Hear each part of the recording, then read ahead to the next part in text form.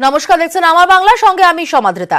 উদ্বোধনের দিনও পিছু ছাড়ল না বিতর্ক। শনিবার জলপাইগুড়িতে আনুষ্ঠানিক উদ্বোধন হলো কলকাতা হাইকোর্টের দ্বিতীয় সার্কিট বেঞ্চের। উদ্বোধনী অনুষ্ঠানেও অব্যাহত থাকলো কেন্দ্র রাজ্য সংঘাত।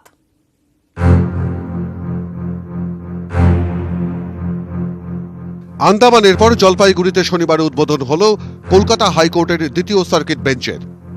উদ্বোধনের দিনই বিতর্ক উস্কে দিয়ে আইনমন্ত্রী মলয় ঘটক জানিয়ে দেন, সার্কিট বেঞ্চ তৈরির পুরো খরচ 40 কোটি টাকাই বহন করেছে রাজ্য সরকার। Approximately 40 crores has been spent by the government of West Bengal so far, but till now no money either spent or allotted by the government of India. রাজ্য ও কলকাতা হাইকোর্টকে অন্ধকারে রেখেই গত মাসের 8 তারিখ ময়নাগুড়ি থেকে এই সার্কিট বেঞ্চের উদ্বোধন করেন প্রধানমন্ত্রী নরেন্দ্র মোদী।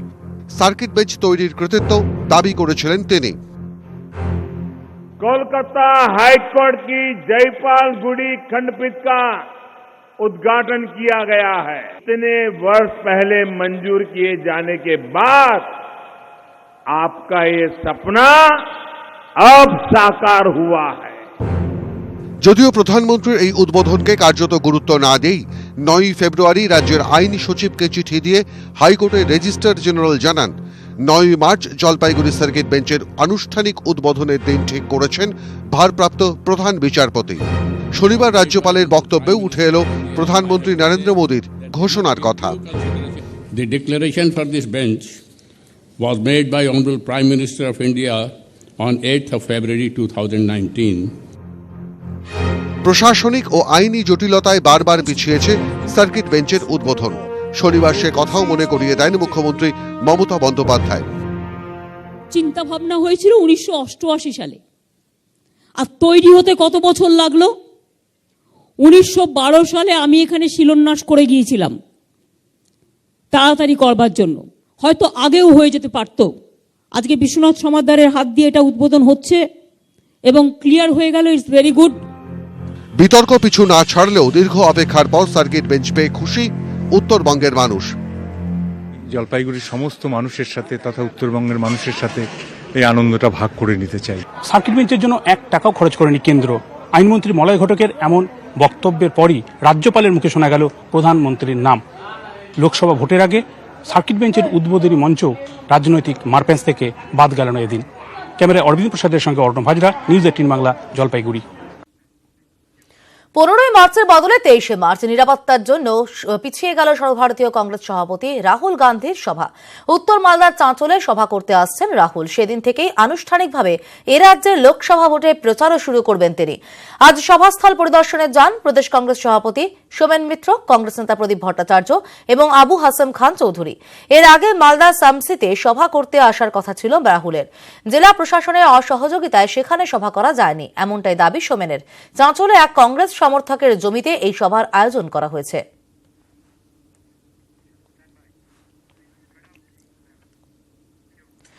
সমঝোতা নয়, প্রকাশ্যে জোটের পক্ষে সওয়াল প্রদেশ কংগ্রেস সভাপতির। একা লড়লে পশ্চিমবঙ্গে একটি আসনও পাবে না সিপিএম, কটাক্ষ সোমেন মিত্রের। তবে কংগ্রেস একাই জেতা আসন ধরে রাখতে পারবে, দাবি প্রদেশ সভাপতির। তো যেখানে সিপিএম ক্ষয়িষ্ণু সেই জায়গাটা তো সিপিএম তার পুরনো সিট ধরে রাখতে পারবে না। যদি সত্যি তাদের বিজেপিকে রোখা এবং তৃণমূলকে রোখার নৈতিক দায়িত্ব হয়ে থাকে, তাহলে তো ওদের উচিত কংগ্রেসকে সিট ছেড়ে দেওয়া। না, আমরা কারো দয়ার দান চাইছি না, আমাদের হক যেটুকু সেটুকু চাইছি। সিপিএম যদি কংগ্রেসের সাথে অ্যালায়েন্স না করে পশ্চিমবঙ্গে একটা সিটও পাবে না। কংগ্রেস তার নিজের সিট রক্ষা করতে পারে। রাস্তা শিলান্যাস করতে গিয়ে গ্রামবাসীদের বিক্ষোভের মুখে পড়লেন মন্ত্রী সৌমেন মহাপাত্র। পশ্চিম মেদিনীপুরের ডেবরার লোয়াদাতে ব্রিজ তৈরি হয়েছিল বাম আমলে। দীর্ঘ টালবাহানার পর সংযোগকারী রাস্তার কাজে শিলান্যাস ছিল শনিবার। গ্রামবাসীদের অভিযোগ, সংযোগকারী রাস্তা তৈরি হচ্ছে না। ভোটের আগে শিলান্যাস করে গ্রামবাসীদের বোকা বানানো হচ্ছে। তবে মন্ত্রীর দাবি, বাম আমলেই কোনো পরিকল্পনা না করে ব্রিজ তৈরি হয়। রাস্তা কিভাবে হবে তাও ঠিক করা হয়নি, সে কারণেই এখন কাজ করতে সমস্যা।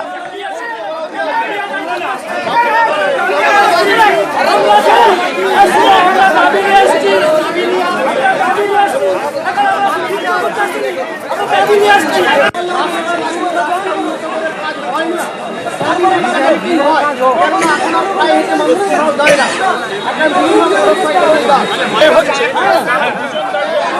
মাননীয় মন্ত্রী একটা কথা বললেন যে সৌমেন মহাপাত্র, যে তোমরা কোন দল করো। আমরা তখন বললাম আমরা অরাজনৈতিক মঞ্চের লোক, আমরা ভুক্তভোগী সাফারার মানুষ। সঙ্গে সঙ্গে উনি উদ্ধত অবস্থায় বললেন এবং যে আপনারা যখন দল করেন না, তৃণমূল কংগ্রেস দল যখন করেন না, আপনাদের কোনো কথা আমরা শুনবো না। আমরা কোনো রকম রাজনৈতিক দলের পক্ষ থেকে আসেনি, কোনো রাজনৈতিক পার্টির পক্ষ থেকেও আমরা আসেনি। আমরা ভুক্তভোগী মানুষ। বিষয়টা এটা একটা আমার মনে হয় পূর্ব পরিকল্পিত ব্যাপার। প্রকল্প যেটা 2003 সালে একটা অপরিকল্পিত ভাবে তদানীন্তন সরকার করেছিল লোয়াদার একটা ব্রিজ, তো সেইটাই আজকে শুভারম্ভ ছিল। তাতে দুটি ছেলে ব্রিজ রক্ষা কমিটির সংগ্রাম কমিটির সদস্য, প্রকারান্তরে যতটুকু আমরা দেখলাম যে তারা একটি রাজনৈতিক দলের মদতপুষ্ট সদস্যরা, তারা এসে আমাদেরকে জিজ্ঞাসা করছিলেন। প্রথমে বললেন যে আমাদের টাবাগেরিয়ার ব্রিজ চাই। তখন আমি তাদের বললাম যে মুখ্যমন্ত্রী ধীরে ধীরে সমস্ত জায়গায় যিনি কি কি মানুষের অসুবিধা তার নিরসনের চেষ্টা করছেন। তারা একটা গন্ডগোল করার চেষ্টা করছিলেন, কিন্তু স্থানীয়ভাবে যারা ছিলেন তারাই তার প্রতিবাদ করেন। তারপরে ওই ঘটনাটা ওখানে মিটে যায়। আমাদের টার্গেটটাই হচ্ছে কাজটা চালু করে দেওয়া, দ্যাট ইজ আওয়ার ইন্টেন্স। 15-20 বছর ধরে এই জায়গাটা পড়ে আছে এবং সরকার এই কাজ করাতে চাচ্ছে বলে আজকে তড়িঘড়ি এই উদ্বোধন করাতে চাচ্ছে। মমতা বন্দ্যোপাধ্যায় আন্তরিকভাবে বারে বারে এই ব্রিজটা ওপেন করবার জন্য ইচ্ছা পোষণ করেছেন। চোপড়ায় পুলিশ কনস্টেবলের মৃত্যু নিয়ে রাজনীতি করছেন রায়গঞ্জের সাংসদ মোহাম্মদ সেলিম। উত্তর দিনাজপুরের কানকিতে দলীয় কর্মসূচিতে যোগ দিতে গিয়ে অভিযোগ পরিবহন মন্ত্রী শুভেন্দু অধিকারীর। গতকাল চোপড়া থানার কলাগছে কর্তব্যরত অবস্থায় পুলিশ কনস্টেবল সাব্বির আলমকে গুলি করে খুন করে দুষ্কৃতীরা। আজ মোহাম্মদ সেলিম নিহত পুলিশ কনস্টেবলের বাড়িতে গিয়ে ঘটনা সিআইডি তদন্ত দাবি করেন। সেই দাবি প্রসঙ্গে মন্ত্রী শুভেন্দু অধিকারী জানান, গতকালই পুলিশ ও সিআইডি যৌথ তদন্ত শুরু করেছে। কনস্টেবল সাব্বির আলমের পরিবারের একজনকে চাকরি ও ক্ষতিপূরণও দেওয়া হবে। আরো অন্যান্য অনেক হত্যা এবং ধর্ষণের মতো এটাকেও ধামাচাপা দেওয়ার চেষ্টা করা হচ্ছে। সত্যকে উদ্ঘাটন করতে পারবে না স্থানীয় থানা, এজন্য আমার দাবি হচ্ছে এটা সিআইডি তদন্ত করা উচিত এবং উচ্চ পর্যায়ে সিআইডি তদন্ত করা উচিত।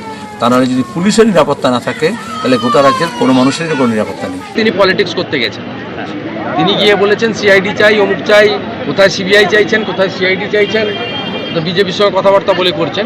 আপনারা জেনে রাখা দরকার আছে গতকালই সিআইডি টিম এবং পুলিশ যৌথ তদন্ত এটাতে স্টার্ট করেছে। সিআইডি টিম তার বাড়িতে গতকালই ঘুরে গেছে, প্লেস অফ অকারেন্সে ঘুরে গেছে, এসপি নিজে মনিটরিং করছে এই কেসটা। তো এতে পলিটিক্স করার কিছু নেই। বাইক চুরির অভিযোগে ধৃত দুই ইঞ্জিনিয়ারিং পড়ুয়া। দুর্গাপুরের ভিড়িঙ্গিতে শোরুম থেকে বাইক চুরির অভিযোগে ধৃত বিহারের দুই বাসিন্দা। সিসিটিভি ফুটেজ দেখে চিহ্নিত দুই ছাত্র। কলেজ থেকে গ্রেফতার দুই পড়ুয়াকে। তাদের 3 দিনের পুলিশি হেফাজতের নির্দেশ।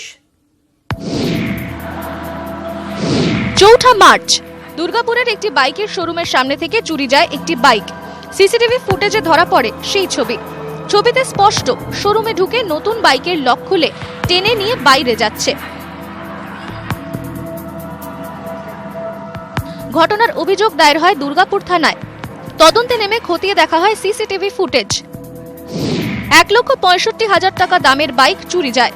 পুলিশের কাছে খবর যায় স্থানীয় একটি কলেজের দুই পড়ুয়া এরকমই দামি বাইক নিয়ে যাতায়াত করছে। এরপরই শুক্রবার দুপুরে কলেজ থেকে গ্রেফতার করা হয় দুই ম্যানেজমেন্ট পড়ুয়া গৌরব সিং ও পার্থ সিং রাজপুতকে। দুজনেই কাকসার মলানদিঘির একটি বেসরকারি ম্যানেজমেন্ট কলেজের ছাত্র। গৌরব সিং ইলেকট্রনিক্স অ্যান্ড কমিউনিকেশনের বিটেক 3য় বর্ষের ছাত্র। পার্থ সিং রাজপুত বিবিএ 3য় বর্ষের ছাত্র। দুজনেই বিহারের মুজফ্ফরপুর ও কাটিহারের বাসিন্দা। দামি ম্যানেজমেন্ট কলেজের ছাত্র, অর্থের অভাব নেই, তবু কেন এই মনোবৃত্তি? পুলিশের জেরায় ছাত্ররা জানায়, কলেজে সকলের বাইক আছে, তাদের বাইক না থাকায় চুরির সিদ্ধান্ত। নিজেদের জন্যই কেটিএম বাইক চুরি করে তারা। কোনো চক্রের সঙ্গে তারা জড়িত নয়। পুলিশ একটা সোর্স মারফত জানা যায় কি এরকম মোটরসাইকেল আপনার নিচিপাড়া দিকে দুর্গাপুরেই টাউনশিপে ওটা ঘোরাঘুরি করছে। और তারপরে আমি ওটা নাকাল লাগিয়ে ফির আলাদা সোর্স মারফত ওটাকে ইন্টারসেপ্ট করি মোটরসাইকেল ইন্টারসেপ্ট করে দুটো ছেলেকে অ্যারেস্ট করা হয়েছে। দুই ছাত্রের 3 দিনের পুলিশে হেফাজতের নির্দেশ দিয়েছে আদালত। ছাত্রদের দাবি সত্যি নাকি নেশার টাকা জোগাতে বাইক চুরির সিদ্ধান্ত, নাকি এর পেছনে কোনো চক্র আছে, সবই খতিয়ে দেখছে পুলিশ। দুর্গাপুর থেকে জয়ন্ত বিশ্বাসের রিপোর্ট, নিউজ 18 বাংলা। জেলার প্রাথমিক স্কুলগুলোর হাল কেমন, শিক্ষকরাই বা কেমন পড়াচ্ছেন, নিজের চোখে দেখতে এসেছিলেন। যা দেখলেন তাতে আর মেজাজ ধরে রাখতে পারেননি কোচবিহার প্রাথমিক শিক্ষা সংসদের চেয়ারপারসন। পড়ানো ছেড়ে গল্পে মশগুল শিক্ষকেরা, কারো আবার আরাম কেদারা ছেড়ে ওঠারই ইচ্ছে নেই। বাচ্চাগুলো খেলছে আর পলিটিকার মধ্যে বেঁচে গেল, আপনারা স্টাফগুলো বসে চেয়ারে পায়ের উপর পা তুলে বাচ্চাগুলো ধরেছে, আরাম করছেন, তাই না? আরাম করছে। দাঁড়ান দাঁড়ান দাঁড়ান, মিটিং আমি দেখলাম এসে সব দিকে আরাম করছে স্টাফগুলো বসে, কেউ চেয়ারে শুয়ে হেলে তুলে সব খেয়ে খেয়ে কি হাত পা ভারী হয়ে গেছে নাকি? হাত পা গুলো ভারী হয়ে গেছে। বাচ্চা কাচ্চাগুলো এই দিক শুধু সব বাচ্চা কাচ্চাগুলো ছুটে বেড়াচ্ছে মাঠের মধ্যে, আর আপনারা সব স্টাফগুলো আড্ডা মারছেন।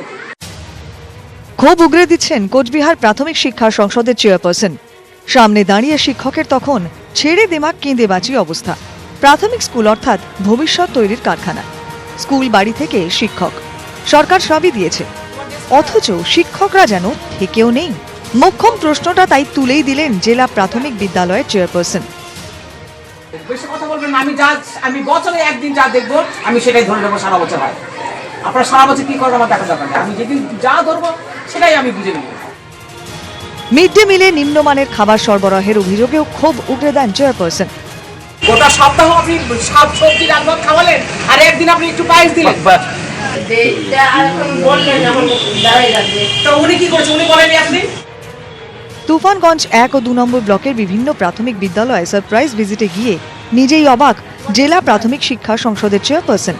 কোথাও শিক্ষকরা থেকেও নেই, কোথাও আবার প্রধান শিক্ষিকা এলেও 5 শিক্ষিকার দেখাই নেই। তার উপর বক্সিরহাটে স্কুলে মিড ডে মিলে দুর্নীতির অভিযোগ। বক্সিরহাটের থিয়েটার পার স্কুলে মিড ডে মিলে অনিয়মের অভিযোগে প্রধান শিক্ষককে শো কজ করা হয়েছে। মারুগঞ্জ জুনিয়র বেসিক স্কুলেও 5 শিক্ষিকাকেও কারণ দর্শানোর নির্দেশ দেওয়া হয়েছে। কোচবিহার থেকে প্রবীর কুণ্ডু, নিউজ 18 বাংলা। দ্বিতীয় বিয়ে করতে গিয়ে পাকড়াও গ্রেফতার পাত্র ও তার বাবা। পুরুলিয়ার বড়াবাজারের ঘটনা। দুর্গাপুরের বাসিন্দা দেবদীপ পাল বিয়ে করতে যান। অভিযোগ, প্রথম পক্ষের স্ত্রীর কথা বেমালুম লুকিয়ে গিয়েছিল ছেলের পরিবার।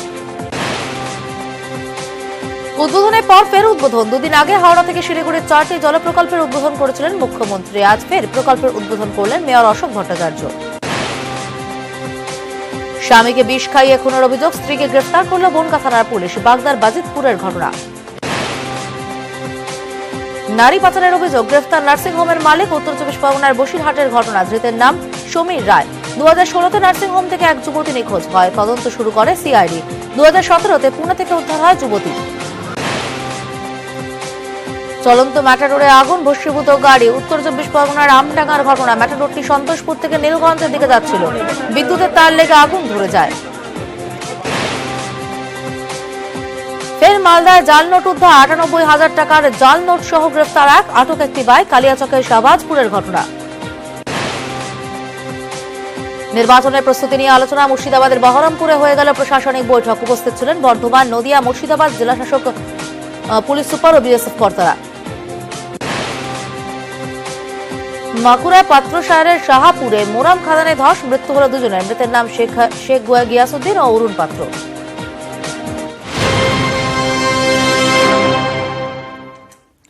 চৈতন্যদেবের 533তম আবির্ভাব তিথি উপলক্ষে মায়াপুর ইস্কন মন্দিরে উৎসবের মেজাজ।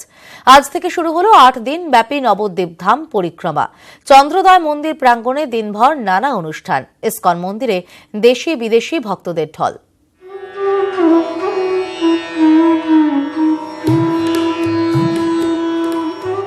শীত শেষে সূর্যের আঁচ তখনও কোমল। কৃষ্ণপ্রেমে মাতোয়ারা মায়াপুরের ইস্কন। উপলক্ষ শ্রী চৈতন্যদেবের 533তম আবির্ভাব তিথি। কয়েকদিন আগে থেকেই ভিড় জমিয়েছিলেন ভক্তরা। শনিবার ভোরের আলো ফুটতেই শুরু ব্যস্ততা। ইস্কন মন্দিরে 8 দিনের নবদ্বীপ মণ্ডল পরিক্রমায় নামলেন দেশি বিদেশি ভক্তরা। আজ নবদ্বীপ মণ্ডল পরিক্রমা শুরু হলো। 12,000 ভক্তবৃন্দ বিশ্বের বিভিন্ন প্রান্ত থেকে এখানে সমবেত হয়েছেন। লাভিং এক্সচেঞ্জ এবং বিশ্ব ভ্রাতৃত্ববোধ জাগরণের জন্য আমাদের এই পরিক্রমার উদ্দেশ্য। নবদ্বীপ অর্থাৎ 9টি দ্বীপ। কয়েকটি দলে ভাগ হয়ে দ্বীপগুলি পরিক্রমা শুরু করেন হাজার হাজার দেশি বিদেশি ভক্ত। মায়াপুর থেকে নৌকায় নদী পেরিয়ে চলে পরিক্রমা। আমেরিকা, রাশিয়া, চীন, মায়ানমার, বাংলাদেশ সহ বিশ্বের বিভিন্ন দেশ থেকে আসেন বিদেশি ভক্তরা। কৃষ্ণ নামে ভজন কীর্তনে জমজমাট চন্দ্রোদয় মন্দির প্রাঙ্গণ। I'm feeling it's wonderful. I'm feeling very happy. My feeling is very happy. All around the world is here.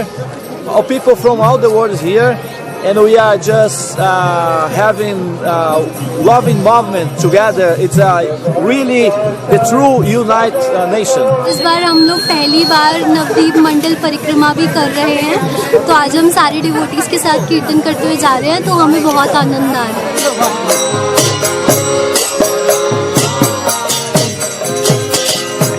উৎসব মুখর মায়াপুর, প্রাচ্য থেকে পাশ্চাত্য, চৈতন্যদেবের জন্মতিথি উপলক্ষে সব মিলে মিশে একাকার। 16ই মার্চ শেষ হবে নবদ্বীপ মণ্ডল পরিক্রমা। আলোয় সেজে উঠেছে ইসকন মায়াপুর। বাড়ানো হয়েছে নিরাপত্তা ব্যবস্থা। মায়াপুর থেকে রঞ্জিত সরকারের রিপোর্ট, নিউজ 18 বাংলা, নদিয়া। কোনো সম্পর্ক ছিল না, কেউ কাউকে চিনতও না, কিন্তু এখন প্রতিদিন গঙ্গার ধারে বিকেলে দেখা না হলেই প্রাণ কাঁদে। এ এক অন্য প্রেমের গল্প, বটের আড়ালে হাসি ফোটার গল্প। জীবনটা কাটে লড়াইয়ে। ভোর থেকে উলুবেড়িয়ার ফুলেশ্বর কটন মিলে কাজ, তারপর দুপুরে দুমুঠো খেয়ে আবার ভ্যান নিয়ে বেরিয়ে পড়া। ফুলেশ্বর বাংলো এলাকায় গঙ্গার ধারে চা বিক্রি, সঙ্গে টুকটাক। নদীর পার ধরে নিঃশব্দে সময় বয়ে যায়। এভাবেই জীবন কাটে প্রশান্ত পাত্রে। কিন্তু এই গাছটির কাছে এলেই প্রতিদিন যেন একটা ম্যাজিক হয়।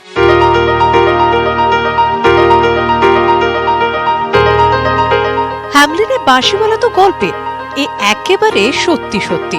প্রশান্ত আসতেই বটগাছের ডালপালা বেয়ে আনন্দ বয়ে যায়। পুটি করে গাছ থেকে নেমে আসে কাঠবিড়ালির দল। তারা জানে এবার পেট পুড়ে খাওয়া দাওয়া। কাঠবিড়ালি, তুমি কি পেয়ারা খাও, দুধ ভাত খাও? প্রশান্ত যত্ন করে খাবার সাজিয়ে দেয়। কাঠবিড়ালির দল সবই খায়। আস্তে আস্তে কাঠবিড়ালিগুলো লুপ্ত হয়ে যাচ্ছে, বিলুপ্ত হয়ে যাচ্ছে। এই জন্য এদের বাঁচানোর জন্য এই রোজই করো? হ্যাঁ, এই টানা 10 বছর তো হয়ে গেল। ছোলা আছে, মটর আছে, ঝুড়ি ভাজা আছে, বাদাম খায়, নিমকি খায়, তারপরে একটুখানি জল দিলুম, জল খেলো। ও আসার পরেই কাঠবিড়ালিগুলো নেমে আসে। নেমে আসলে ওর একটা জায়গা আছে, তাতে খাবার দেয়। খাবার ডাল দেওয়ার পরে পাশে জল দেয়, জলটাও খায়, খেয়ে আবার কাছে চলে যায়। মানে ওরা আসতে দেরি করলে এরা এসে কিচিমিচি করে। প্রশান্তর বাড়িতে স্ত্রী আছেন, বাচ্চা আছে। জীবন যুদ্ধটা মোটেই সহজ নয়, আর 5 জনের মতোই নানা চাপ।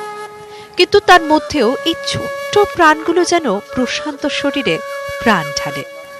গঙ্গার পার বৃদ্ধ বটগাছ 10 বছর ধরে দেখে আসছে এক সাধারণের অসাধারণ হয়ে ওঠার কাহিনী।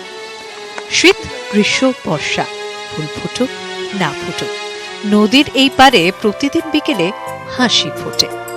কাঠবিড়ালিগুলি পেট ভরে খায়, প্রাণ খুলে হাসে। সেই হাসি বোধ হয় একমাত্র প্রশান্তই দেখতে পান। প্রতিদিন হাসি উপার্জন করে ঘরে ফেরেন প্রশান্ত। হাওড়া থেকে সন্তু মালিক, নিউজ 18 বাংলা।